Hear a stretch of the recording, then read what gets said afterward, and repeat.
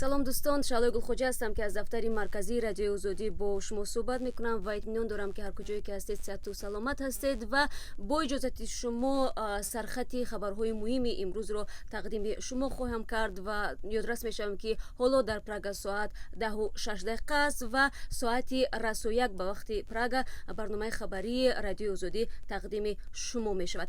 Хуб, шурӯъ мекунем аз хабарҳои Тоҷикистон. Агар дар хотир дошта бошед, дирӯз мо барои шумо хабар дода будем ки бар асари сел дар ноҳияи Вахш ва чапа шудани ҷӯйбори битонӣ 2 навраз ба ҳалокат расиданд. Аммо акнун, яъне рӯзи гузашта, як модар ҳамроҳи 2 кӯдакаш худро ба дарёи Кофарниҳон дар ҳисор андохт. Хуб, ҳоло ҳамкорони мо дар маҳалли ҳодиса қарор доранд ва таври онҳо мегӯянд токунун ҷустуҷӯи ҷасадҳо идома дорад ва мо дар барнома барои шумо тафсилоти ин хабар ва ҳамчунин сабабҳои даст ба чунин амал задани ин занро рӯшан хоҳем кард ва хоҳем гуфт. Аммо фикр мекунам ҳар сабабе ки набошад, худкушӣ ин роҳи ҳал нест ва гузашта аз ин ҳеҷ кас ҳақ надорад ки риштаи ҳаёти умри фарзандонашонро биканад, дар ҳоле ки ҳатто агар ин зан ин фарзандонро ба дунё оварда бошад. Ва ҳоло сухан дар бораи 2 кӯдаке меравад ки якеаш 4 сола ва дуввуми 2 сола будааст.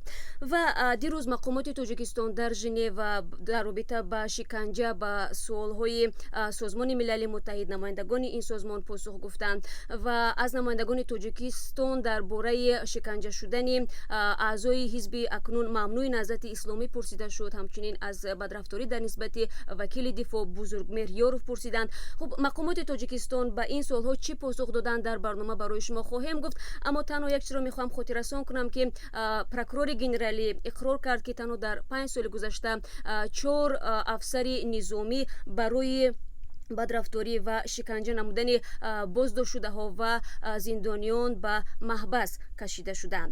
мавзӯи дигари мо марбут ба баргузории интихоботи миёндавраӣ дар маҷлиси шаҳри Душанбе аст ки 2 рӯзи пеш баргузор шуд ва аллакай натиҷагирӣ гардид. Барои 3 курсии вакилӣ 5 ҳизби сиёсӣ дар Тоҷикистон мубориза бурданд ва яке аз ин курсиҳоро намояндаи ҳизби социалисти Тоҷикистон ки 30 сола аст соҳиб шуд ва дар ин бора таҳлилгарон мегӯянд ки баъди он ки ҳизби наҳзат аз майдони сиёсӣ рафт ва фаъолияти 2 аъзоби мухолифи дигар ҳам он қадар хуб нест, акнун майдон барои ҳизби ҳоким ва ҳамчунин таври онҳо мегӯянд барои аҳзоби кисагӣ васеъ шуд.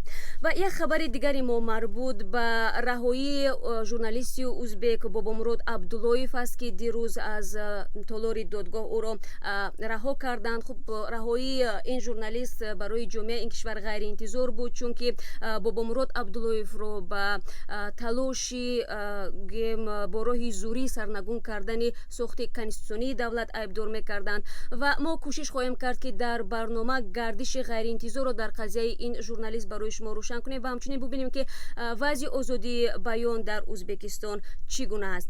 ҳамчунин аз додхоҳии садҳо амонатгузори Тоҷпромбанк низ барои шумо маълумот медиҳем ки ин амонатгузорон мегӯянд ки бо вуҷуди ин ки 2 сол аз эълони муфлисшавии ин бонк мегузарад, аммо то ҳанӯз наметавонанд маблағҳои худро бозпас бигиранд ва вазорати молия тамоми амволи ин бонкро ҳабс кардааст ва дар ин ҳолат бонк наметавонад ин амволи худро бифурӯшад ва мутаносибан пули амонатгузоронашро баргардонад.